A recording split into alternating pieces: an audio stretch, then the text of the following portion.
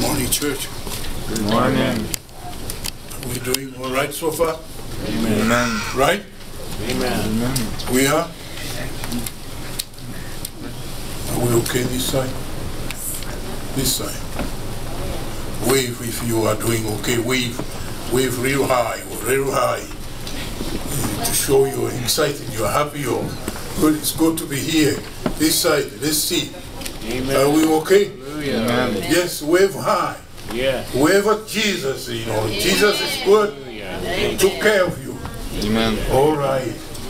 I did not plan to make it stiff this morning, so I'm going to relax as much as I can. Can I do that? Amen. You see, I brought you a basket full of goodies. And, you know, there have been many things in here to share. So give me the liberty to do this so I can be comfortable while I do this. Our subject today, we are talking about the sower, the seed, the soil, and the results. Amen. Is that all right? Amen. A very, very familiar story. The sower, the seed, the soil, and the results. Amarizoti, as my mother would say. The only English word that she knows is marisot. When we went to school, all my brothers went to school, and the term was about to end. She would tell them and say, "Tuone marisoti." At the end, we'll see what the results say about you are going every morning to school. So we're talking today about the sower, the seed, the soil, and the results. I have had this morning the help of 3 good young ladies. And one of the things that has fascinated me is to see how sophisticated they are. They are up to date, up to this age. Each one of them read from an iPhone instead of from a hardcover book like I have, the Bible. Very soon I will transit also and join you. That time is coming very, very soon. But before we begin our subject today, 2 of these ladies will help me pass something to you so you can have it in your hands. Is that okay? Yes. Please come, ladies, and let's do this.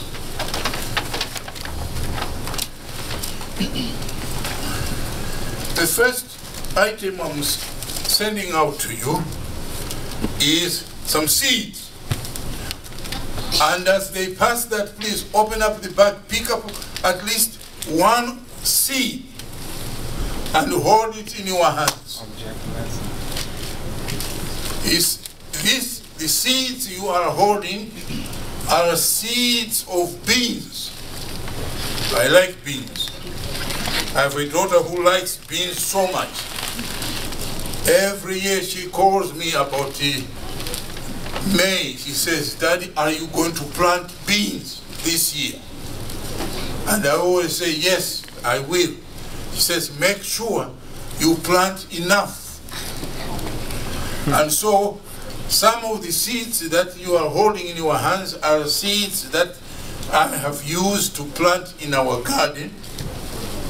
These are leftovers from about a year ago or 2. They are not good for me to plant this year because if I expect a good harvest, I cannot use last year's seeds. Because the seeds, the way they treat them in our age is that they make them for 1 year. And they inject them with something. So that if you're trying to keep them for the 2nd year, you will not have a good harvest because they want you to be buying seeds every year. It's a business, yes. So, these seeds I cannot use to plant this year. I have to buy new seeds that have been specifically treated so they can germinate this year. Now, if they were organic beans, beans that were grown up naturally, they would be different. They would still be as good. Right? Yes. Amen. Are you with me so far? Yes. Amen. We're learning about seeds here already.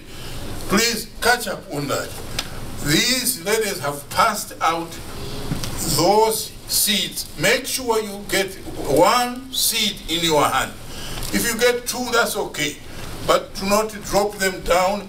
We will collect them at the end because we don't want to mess up the church here with seeds. You are not going to get any. But if you want to, you can. It is the soil. Rich soil. I've gotten good, rich, organic soil. Organic soil. Nothing artificial added to this soil. It's good soil. You plant something in it, it germinates. It has natural nutrients. It's good soil. So you are seeing the soil there right now.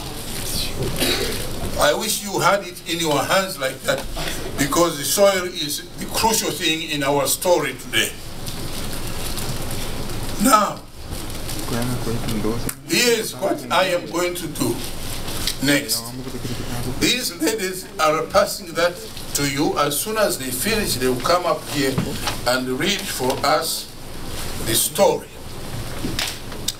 But while they are finishing up with that, let me tell you, in the Eastern time, in the Eastern region, rather, where this story comes from, Middle East, Israel, Palestine, all that region, even all the way up to Africa, where the majority of us come from.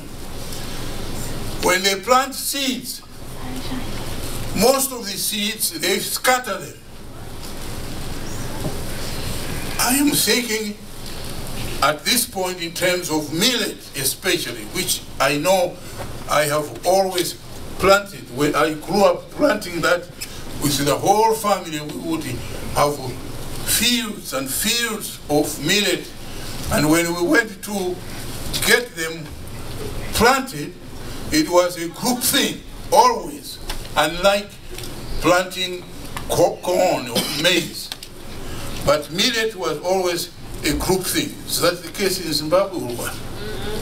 Is that so? Yes. Yeah. It was a group thing. And I remember what we used to do. We used to carry the big man of the village, and he had to be a very seasoned and professional sower. Not everybody could sow. You had to know exactly how to do it. So we would carry a richero like this. We call it richero. I don't know what you call this in Shona. Lucero. That's okay. Lucero, Cicero, Swanda. But all other languages included. Are you watching me now? Yes. Guys, you better watch this. The whole field will be as wide as this place here. And the seasoned elder of the village, usually it was my grandfather, my father, they taught me how to do this. The cero, this small basket would be full of seeds. And how you scatter them, you have to be very experienced. Otherwise, if you just throw all of them, they will all grow in one place, be crowded. And so you won't have good harvest. They must be scattered evenly. And so the old man would go like this, pa, the seeds in his hands must hit the cell here so they can scatter properly. That's how we used to do it. Pa, pa, pa, pa, pa, pa. While all the other men and women are coming behind with their hoes, they are now, cultivating so the seeds will be covered. You understand me? Otherwise, if they are not covered, what happens? Huh? Thank you, man. Thank you. This man knows. If they are not covered, the birds will come and pick them up and eat them. They got to be covered. So the old man comes, pa, pa, pa, pa, and the men and women coming behind try to cover so that they are fully covered up. You understand? That was the process. So the ladies are going to read for us the story so we can capture the meaning of it. Help me.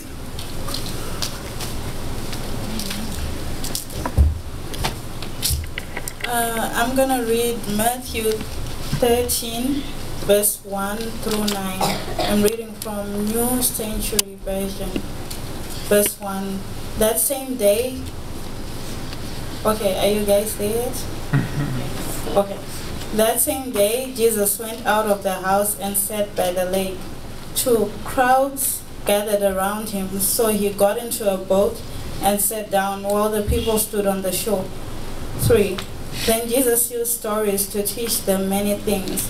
He said, a farmer went out to plant his seed. 4 While he was planting, some seed fell by the road, and the birds came and ate it all up. 5 Some seed fell on rocky ground, where there wasn't much dirt. That seed grew very fast because the ground was not deep. 6 But when the sun rose, the plants dried up because they did not have deep roots. 7 Some other seed fell among thorny weeds, which grew and choked the good plants. 8 Some other seed fell on good ground, where it grew and produced a crop. Some plants made 100 times more, some made 60 times more, and some made 30 times more. 9 Let those with ears use them and listen.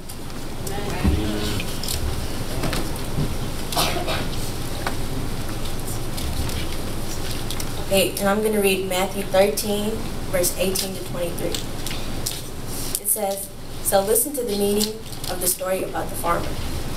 What is the seed that fell by the road? The seed is like the person who hears the message about the kingdom but does not understand it. The evil one comes and takes away what was planted in the person's heart. And what was it? The seed that fell on the rocky ground. The seed is like the person who hears the teaching and quickly accepts it with joy. But he does not let the teaching go deep into his life, so he keeps it only a short time. When trouble or persecution comes because the teaching he accepted, he quickly gives up. And what is the seed that fell among the thorny weeds? The seed is like the person who hears the teaching, but lets worries about his life and the temptation of wealth stop the teaching from growing. So the teaching does not produce fruit in the person's life. But what is the seed that fell on the good ground? The seed is like the person who hears the teaching and understands it. The person grows and produces fruit, sometimes 100 times more, sometimes 60 times more, and sometimes 30 times more. Do you ever want to get a copy or at least 1 or 2 of the seeds? Right? You have them in your hands? I hope so. Thank you. I see the soil is back here too. That's okay. Sometime several weeks back, I went to the ABC bookstore in Bering Springs in town, and I found a book like this one. There were several kinds of books like this, class object lessons. That's what this book is. It's only $1.39. They are meant to be bought and given away to people as gifts. That's why they're very cheap. I like books for $1. I seldom find those $1 books in an ABC bookstore. Usually when I go to Goodwill, that's where I find $1 books. But I found a beautiful one, this nice one. And I got the story that I'm sharing with you from this book. It's in here. Nice commentary in here. Has no name of who the writer is. You know, you got to discover that for yourself. But it's a good book. I wish I had 10 of them to give away today. Class object lessons. I may read some passages from it, but I'm not sure. We'll determine and see. The first thing, that statement that I got from this book, small book, the writer says this, that the parable or story of the sower, because of its simplicity, the parable of the sower has not been valued as it should be. Direct quote from this book. Because of its what? Simplicity. This story has not been valued as much as it should. Sometimes we do not value simple things. We like to dab into complicated stuff. Stuff that challenges our mind. But simple things are just as deep as those complicated things that challenge you. So she says, in the writer here, that this story, because of its simplicity, has not been valued as much as it should. And I will probably try in the next few minutes, try to share with you why it is so. I hope that you can discover it like I discovered it in a new way. Why did Jesus tell stories? The disciples, the followers asked him, he said, why do you use stories to teach people? And he answered and said, for you who are my disciples, it has been given you the privilege to know the secret things about the kingdom because you are with me. But I am telling you, many prophets, many other people had wished that they could see your day and be where you are, so they could understand what you are hearing me teach you. But they could not get to it. You are privileged. You are lucky. That's what Jesus was saying, speaking in vernacular. You are lucky. You are here with me. I'm teaching and you are listening and you are catching it directly. But other people know. They don't have that privilege. Now, the people in Jesus' time had wrong views, wrong expectations about how this Messiah or the Savior would come. I can underscore that point. Help me how I can do it. How else do I do it? How do I do that? To emphasize that point, Pastor George, what should I do?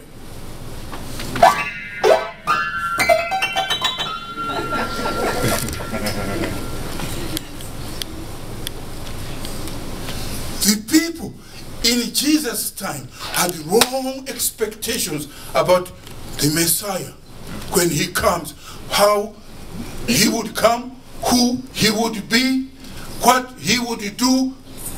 Their expectations were that when the Messiah comes, he is going to come with some military tactics. He would be a ruler, a military leader who will overthrow the oppressive Roman government under which they were. Change the kingdoms by building his new kingdom over the ruins of others. They didn't think he would come as a humble Messiah born in a manger. So they had wrong expectations. So Jesus, that afternoon, when multitudes and multitudes had followed him, and he came to the seaside and got into Peter's boat, he says, Peter, push the boat a little further near the water, away from the shore, so I can teach the people. They pushed that boat, they pushed it until he was a bit further on. The crowd is sitting all along the shoreline. Then he says, now I can teach. He's looking at the people, multitude of people, diverse group of people, sick people are in the crowd, people who have diseases, they want to be healed. And then across the hills over there, they see some farmers, they are working in their fields, doing what? Sowing crops. So Jesus opens his mouth to tell them this kind of story. His idea, his main idea for telling this story was to correct, help me, was to do what? Correct. To correct the wrong expectations that the people had in their minds about the Messiah, how the Messiah would come. So he's telling this simple story to help them understand better that when he comes, he does not have to overthrow another kingdom militarily. That's right. When he comes to establish his kingdom has to work like the seed, work produce results.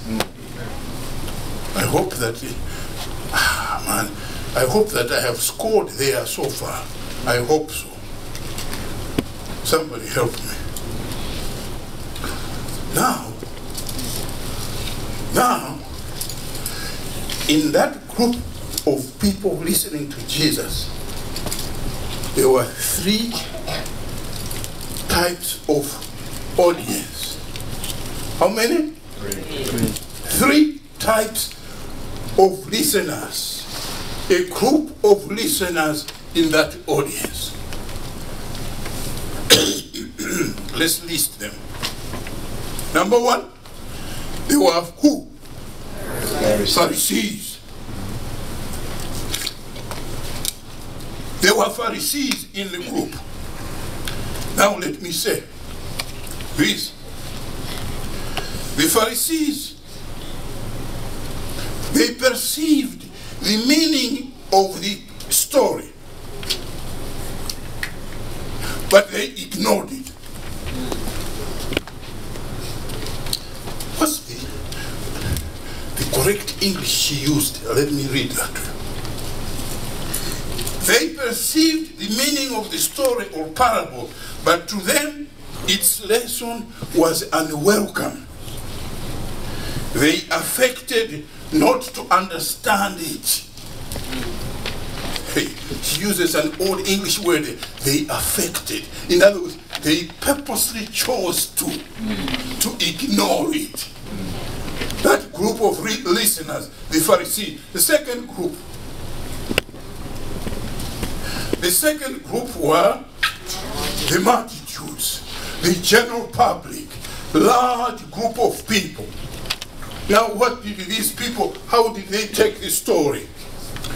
To the multitudes, it involved in a still greater mystery the purpose of the new teacher, whose words had so strangely moved their hearts and so bitterly disappointed their ambitions. To the multitudes, they were disappointed in the teacher because the way he came, what he was teaching, it did not meet their ambitions, their expectations. So the general multitude were very disappointed. Three groups of listeners. Third group. Let's go to the third group. This group was the group of who? Disciples. Eh? Disciples. The disciples. What do you think their reaction was? Tell me, somebody who read the story. What was the reaction of the disciples? Somebody from the Bible here. They didn't understand. They did not understand it, so privately, after Jesus had told the story, they come to Jesus and say, Jesus, that story you told there, what does it mean? Tell us the meaning of that story of the sower, the farmer who went to plant seed. Tell us. The disciples themselves, let me read this properly so you get it. I'm quoting directly. The disciples themselves had not understood the parable, but their interest was awakened. They came to Jesus privately and asked for an explanation. 3 groups of listeners. That's good. Let's move on now. The story, the whole story, had 4 elements in the story. 4 elements. All right? Number 1, there's the sower. Right? Number 2, there's the seed. Right? Number 3, there's the soil. Wow. Number 4, Marizotti. Number 4, what? Marizotti. The results, the produce, the yield of that sowing, that whole experience. That was the thing. 4 different elements. Now, let me share this with you, because we're coming to wind up now to hit the big lesson here.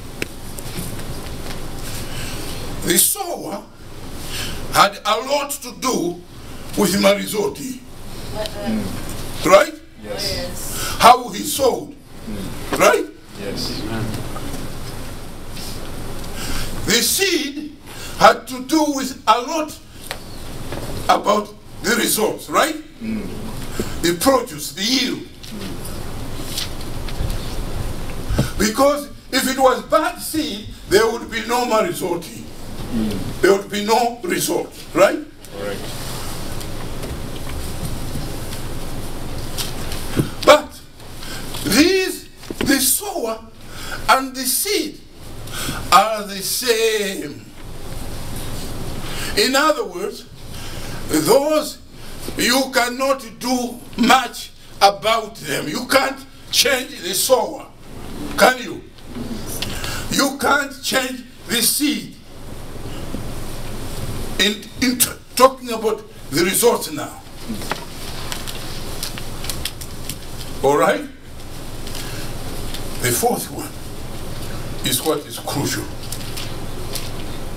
Right?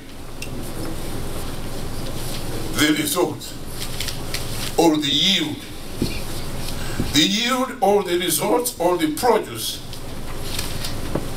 in our story comes from what? Speak loud.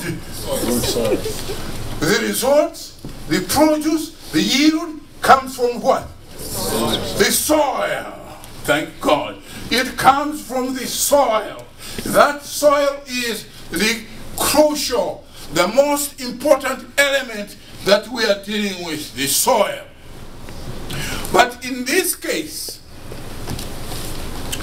Mama, let's hit that. The results, they come from about 4 different types of soils. The seed fell on how many different types of soil? 4. Let's list those 4. There, I see one right there, another one right here. What happened to those that fell along the roadside? Huh? The birds. Ladies and gentlemen, it was the birds that came and what? Picked them. Cuckoo, cuckoo, cuckoo. coo, coo. They went. Those birds came, coo, coo, there's one there, coo, coo, coo, and they picked up. So, in that soil, in that case, there were what? No results, zero results. Are you with me so far? Oh, yes. The second soil, they fell on what? Rocky ground, where they did not have much room to put the roots deep down. They dried up because they did not have depth of the roots. So, no results. Are you with me so far? Oh, yes. Third soil, on the thorny weeds. On the thorny weeds, they grew up. Those seeds grew up, but the weeds also grew to fight with the proper crop, right? And those weeds choked who? They choked the good seed. So, how many results? No results. Oh man. So now, did the farmer get some good results? The farmer was still disappointed at the result. But he got some results when the seeds, some of the seeds fell on the good what? Soil. Good soil. And that good soil yielded some results. How many results? I read in there 100%, 60%, and 30%. Those were the results. But those results came from one kind of soil only, the good soil.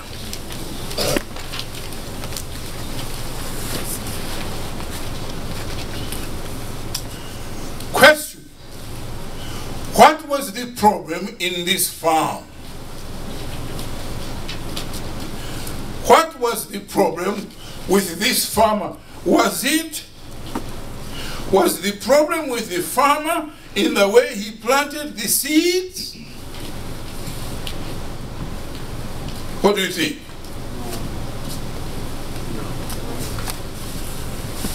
Let's think about it. We said this thing was simple, man. Didn't we say so? So let's deal with it. Was the problem with the farmer how he planted the seeds, that he did not get some yield from others? No.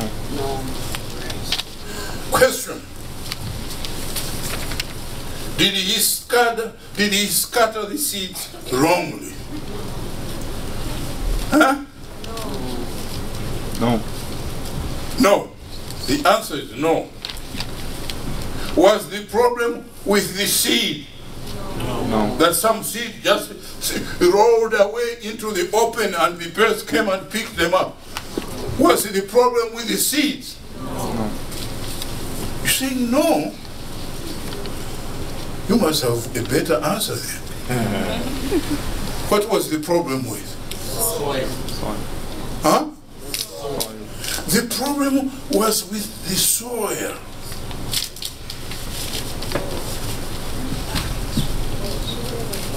The problem was not that some seeds fell carelessly in the road or on the thorny bush.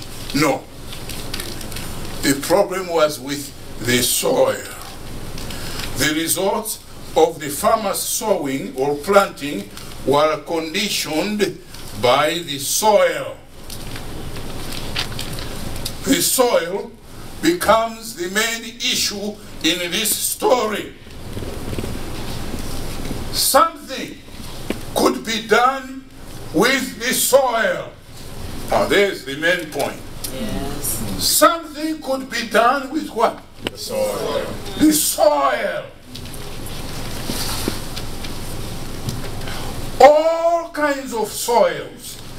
All the soils mentioned in here, something could be done with that kind of soil. The thorny soil, the hard soil, the roadside soil, or the good soil in order to have yield. Are you with me so far? Oh, yes. Because even on the good soil, he got the results. The results were in degrees: 100%, 60%, 30%. He could have gotten 100%, 100%, 100% throughout. But here it is suggesting that, hey, the farmer had something to do. If he needed to change the results, he would need to do something with the soil.